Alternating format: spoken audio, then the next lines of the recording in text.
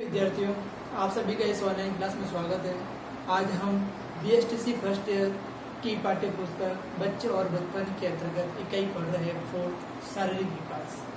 इस शारीरिक विकास के अंदर हमने बहुत सारे प्रकरणों के बारे में इस वीडियो व्याख्यान के माध्यम से हमने पढ़ा है, अध्ययन किया है। इसी क्रम को आगे बढ़ाते हुए हमने पढ़ा था अभिवृद्धि और विकास। अभिवृद्धि विकास के बारे में अर्थ, परिभाषाएं और विशेषताएं पढ़ी थी। इसी क्रम को आगे बढ़ाते हुए आज हम पढ़ेंगे अभिवृद्धि और विकास के सिद्धांत। हमारा टॉपिक क्या है? टॉपिक है अभिवृद्धि व विकास के सिद्धांत। अभिवृद्धि और विकास के सिद्धांत। तो अभिवृद्धि और विकास के सिद्धांत के अंतर्गत हमने पिछले वीडियो व्याख्यान के माध्यम से मैंने 2 वीडियो बनाए थे जिसमें अभिवृद्धि और विकास के सिद्धांत थे। पहला था हमारा निरंतर विकास का सिद्धांत, विकास की विभिन्न गति का सिद्धांत, विकास क्रम का सिद्धांत। एक था विकास दिशा का निर्देशन या सिद्धांत, एकीकरण का सिद्धांत, परस्पर संबंध का सिद्धांत, व्यक्ति भिन्नता का सिद्धांत। हम 8वां आज हम पढ़ेंगे, वो है 8वां समान प्रतिमान का सिद्धांत। कौन सा 8वां? समान प्रतिमान का सिद्धांत। तो समान प्रतिमान का सिद्धांत के अंदर ये बताया गया है कि अभिवृद्धि और विकास में बताया गया है कि हम किसी भी मानव जगत के अंतर्गत हम प्राणी किसी भी प्रकार के हों, उनका क्रम एक समान होता है।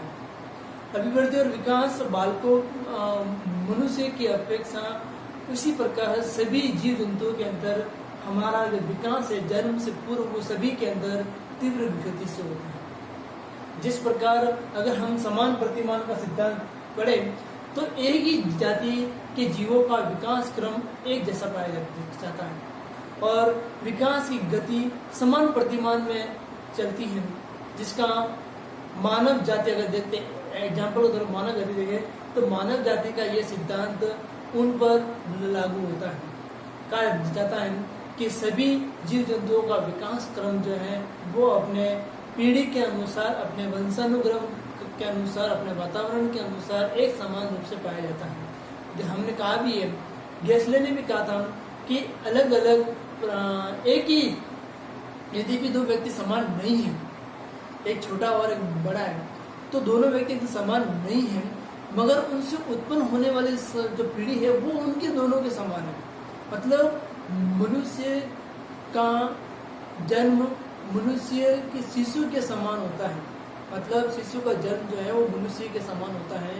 जैसे अगर हम चिड़िया है तो चिड़िया की अंडर के द्वारा चिड़िया ही का विकास होता है, जन्म होता है। तो हमने कहा है कि समान प्रतिमान मतलब सभी जगत के अंदर जीव जंतु हैं उनका विकास उनके समान ही होता है। ये हमने समान प्रतिमान सिद्धांत का पढ़ा है। अगला पॉइंट जो है हमने तो विश्व के अंदर सभी जगह, विश्व के अंदर किसी भी जगह हम कहते हैं तो मानव विकास का जो क्रम है वो विकास है वो एक समान होता है। चाहे वो मनुष्य का हो या जीव जंतु का हो, उनका विकास सिर से पैर की ओर ही होता है। हम लोग ने कहा है कि प्रत्येक जाति, चाहे वो पशु जाति हो या मानव जाति हो, अपनी जाति के अनुरूप विकास का प्रतिमान उनका क्रम करती है। अब आता है सामान्य से विशिष्ट प्रक्रियाओं का सिद्धांत। कौन सा आता है? 9वां है सामान्य से विशिष्ट प्रक्रियाओं का सिद्धांत। प्रक्रियाओं का सिद्धांत, सामान्य से विशिष्ट प्रक्रियाओं का सिद्धांत। 9वां हमारा जो पॉइंट है वो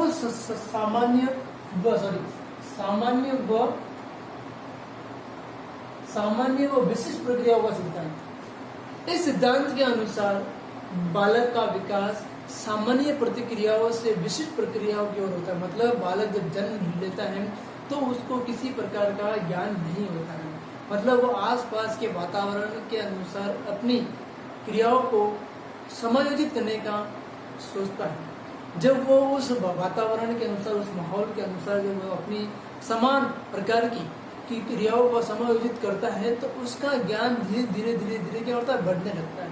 मतलब वो सामान्य से विशिष्ट क्यों रहता है, उसका विकास जिस प्रकार से होता है बालक के अंतर्गत उस प्रकार की क्रिया को वो सीखता है। उदाहरण के लिए देखते हैं हम कि नवजात शिशु अपने शरीर के किसी एक अंग का संचालन करने से पूर्व पूरे शरीर का संचालन करता है। मतलब अगर उसको गर्दन हिलानी है, नवजात जो शिशु है, अगर उसको इस तरफ देखना है तो वो अपने मस्तिष्क को हिलाते हुए पूरे शरीर को ही उस क्रिया की तरफ मोड़ देता है। तो ये हमारा जो होता है सामान्य से विशिष्ट करने उस क्रिया में क्या हुआ, उसका प्रतिक्रिया हुई। मतलब उस क्रिया को वो सीख रहा कि हमें, जैसे एक बालक होता है, हम उसको आवाज देते हैं, आवाज देते हैं, तो उस आवाज की क्रियाओं को प्रतिक्रिया सुनकर वो गर्दन को मोड़ने लगता है। तो बालक के अंदर इतनी समझ नहीं होती है कि मुझे सिर्फ गर्दन हिलानी, वो अपने पूरे शरीर को उस आवाज की या ध्वनि की जो आवाज आई है उस ओर मोड़ने की वो कोशिश करता है। और विशेष वस्तु की ओर इशारा करने से पूर्व हाथों को सामान्य से चलाता है। जैसा बोलते हैं, अगर बच्चा का देखते हैं कि बच्चे बोलते हैं आज हम हाथ आगे करते हैं, तो बालक हमें देखकर प्रफुल्लित होता है, खुश होता है और आने की कोशिश करता है, ये मुझे लेगा, ये मुझे लेगा। तो उसके अंदर क्या होता है, सामान्य विशिष्ट ने वो हमें जानता है, पहचानता है कि ये अगर हाथ आगे कर रहा है तो मतलब मुझे ये उठाएगा और खिलाएगा। हल्लों का कथन है कि विकास की सब अवस्थाओं में बालक प्रतिक्रिया जो होती है वो विशेष बनने से पूर्व सामान्य प्रकार की होती है। मतलब उसको हमेशा सभी जगह सामान्य रूप से होना पड़ता है और सामान्य रूप के आधार पर वो उसमें विशिष्ट क्रियाओं को लाने की कोशिश करता है। अब आता है वंशानुक्रम और वातावरण की अंतर क्रियाओं का सिद्धांत। 10वां पॉइंट है हमारा वंशानुक्रम व वातावरण में अंतःक्रियाओं का। वंशानुक्रम व वातावरण में अंतःक्रियाओं, वातावरण की अंतःक्रियाओं का सिद्धांत।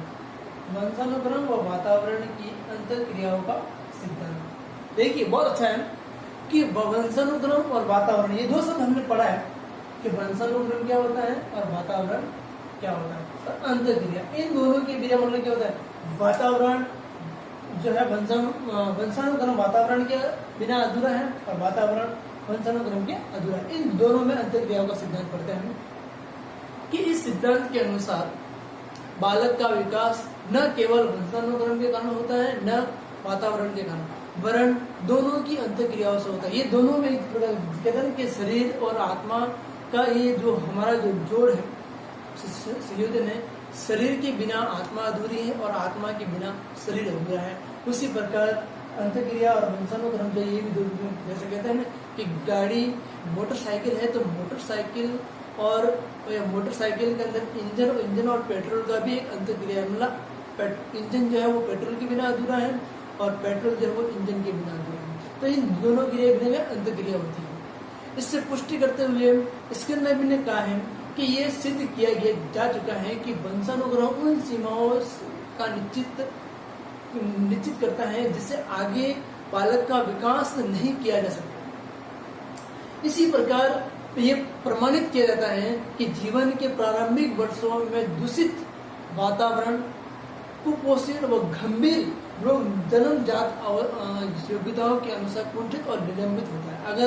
अगर हम बालक की तरफ हम विशिष्ट प्रकार का ध्यान नहीं देते हैं या उससे सही समय पर खाना उपलब्ध नहीं होता है या उसको सही ढंग से वातावरण और का माहौल प्राप्त नहीं होता है तो बालक के अंतर्गत कुपोषण और निश्चित आयु के अंतर्गत वो पहले से ही कुपोषण का शिकार हो जाता है। तो इस प्रकार वंशानुक्रम और वातावरण का अंतर्क्रिया होता है कि बालक के अंतर्गत इन दोनों क्रियाओं का बहुत घनिष्ठ संबंध होता है और इस घनिष्ठ संबंध के द्वारा ही बालक अपने क्रियाओं को, प्रतिक्रियाओं को, अपने व्यवहार को, अपनी योग्यता को, अपने क्षमता को इन दोनों क्रियाओं की अंतर्क्रिया के माध्यम से समझाने की कोशिश करता है। तो प्रिय विद्यार्थियों, अभिवृद्धि और विकास के सिद्धांत हमारे सब हो चुके हैं।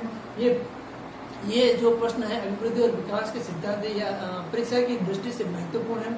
आप सभी जन इसे याद करें और अपनी पाठ्य पुस्तक में उतारें। अगला हम इसी क्रम को आगे बढ़ाते हुए 4th इकाई के अंदर और प्रकरण है, इसके बारे में हम अगले वीडियो व्याख्यान के माध्यम से पढ़ेंगे। आज के लिए इतना ही।